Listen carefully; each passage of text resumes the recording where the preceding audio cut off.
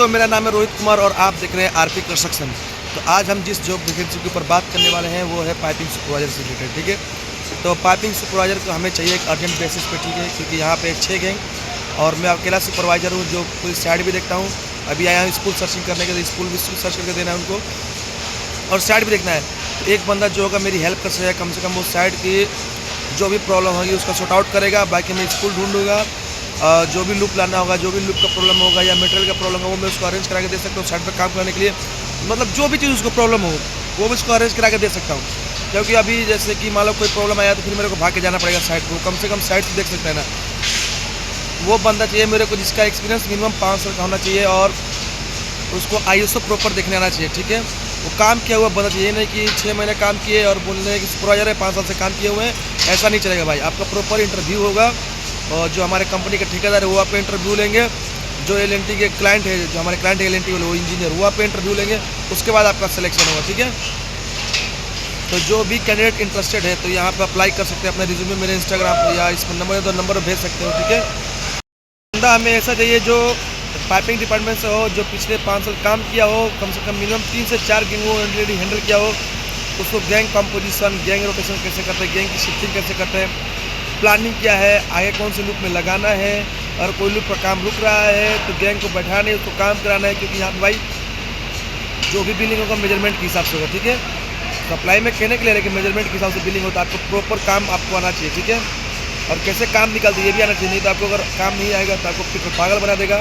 कि ऐसा नहीं है तो ये नहीं है तो वो नहीं है तो स्काफ होल्डिंग नहीं है तो भाड़ा नहीं है, सामान नहीं है तो क्रेन अरेंज नहीं हो रहा, तो आपको क्रेन अरेंज कराने जाना चाहिए।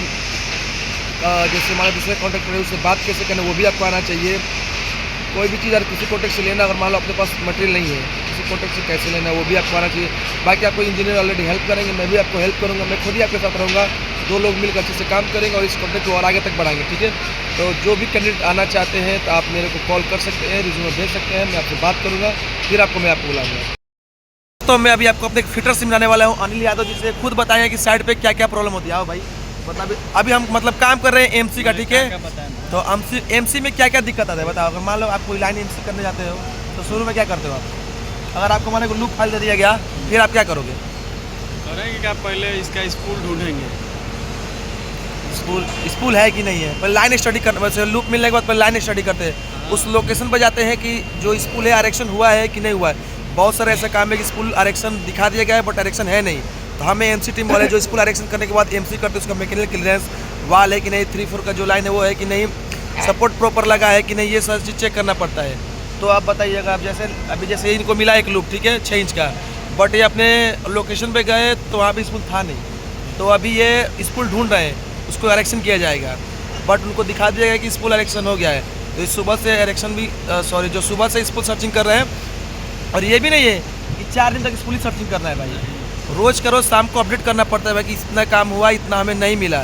नहीं तो अगर ये है कि 4 दिन डायरी में मेंटेन करना पड़ता है, डायरी पर मेंटेन करना पड़ता है इनको कितना मिला है, तो इनको सारा रिकॉर्ड अपनी डायरी में रखना पड़ता है। क्योंकि इनका डायरी में पर हफ्ते या पर डे जब भी मन करता है मैं चेक कर लेता हूँ इन्होंने क्या किया सारा दिन, टाइम पास तो नहीं किया। क्योंकि मान लीजिए अगर आपको कंपनी दे रही है पर बंदे और दिन का 1000 रुपये भी दे रही है, इनको कम से कम मिनिमम 500 से 600 रुपये का भी तो काम करके देना पड़ेगा, है कि नहीं भाई? नहीं तो कितने लोग होते सारा दिन बैठ के निकल जाते हैं भाई, ऐसा नहीं है, काम करना पड़ता है। इसलिए हम सुपरवाइजर को बता रहे हैं भाई अगर आप आ रहे हैं तो प्रॉपर ट्रेनिंग के साथ आइए। ये नहीं कि आपको कुछ पता ही नहीं है और आपको फिटर उल्लू बना दे रहा है, आप घूम रहे हैं, ये उल्लू भी बनाते हैं ना, ये नहीं है। वो पता क्या करेंगे, टाइम भी बताएंगे, जैसे कहीं इनको बैठना है तो बोलेंगे भाड़ा नहीं है, बस आप भाड़ा बनाते रहो। तो आपको ये रेडी रखना है कि आगे इनको क्या काम दे। ठीक है, अगर भाड़ा नहीं है तो चलो 2 घंटे भाड़ा बनेगा, उसके आगे इनको काम पे लगाना पड़ता है, नहीं तो ये सारा का सारा दिन बैठे रह जाएंगे, है कि नहीं? ईमानदारी से बताओ, ऐसा होता है कि नहीं? ऐसा होता है लेकिन हम लोग तो नहीं करते हैं ना, आप तो जानते हैं ना। भाई देखो, फिटर होता है, गैंग का लीडर होता है, फिटर बैठेगा तो उसके साथ 10 आदमी बैठेगा, फिटर बैठेगा, उसके साथ उसका हेल्पर, एक रीगर, 2 खलासी, टेकर, वेल्डर का हेल्पर, अगर आर्गन है तो नीचे एक हेल्पर, सारा का सारा बैठेंगे, 10 आदमी बैठता है कम से कम। तो ऐसा करे कि भाई बंदा ना बैठे और इनको दौड़ाते रहिए जितना मन उतना, जब तक हाफ ना जाता तो ये काम कराते रहिए। सुबह से कितना स्कूल ढूंढे हैं? हम लोग जिम्मेदार व्यक्ति है, तनी जिम्मेदार हो, हमको पता है। एक तो फिटर की फाइल रख के मेरे पास चला गया वो कहीं और, 4 गो स्पूल ढूंढ दिए, 6 इंच का नहीं, कल आरक्षण हो जाएगा तो 100 इंच मीटर हो जाएगा नहीं आपका। और देखिए यहाँ पे स्मॉल बोर में मिनिमम 100 इंच मीटर अलाइनमेंट देना होता है, मतलब कि सपोर्टिंग वपोर्टिंग करके, बट 100 इंच मीटर होता नहीं है, मतलब ऐसे ऊपर से ऑर्डर है, 100 इंच मीटर करना है, लेकिन होता नहीं 100 इंच में, बहुत सारी प्रॉब्लम में आती है बीच में साइड में काम करते हुए। बट मिनिमम 50-40 इतना तो होना चाहिए। अगर आप बिग बोर का है तो 150 भी है, 10 इंची 12 इंची का है। 2 सपोर्ट अगर आप लगा दिए 10-10 मीटर पर भी है तो 20 मीटर हो गया, 10 इंच का है तो 200 इंच डाई आपका, सॉरी 200 इंच मीटर आपका हो गया अलाइनमेंट। तो एमसी वालों को अलाइनमेंट मिलता है, ठीक है। और कभी कभी इंच डाया आता है, तो महीने में हमारा आ गया तो 100 इंच डाया 150 इंच डाया यहीं आता है, बाकी ज़्यादा अलाइनमेंट ही रहता है।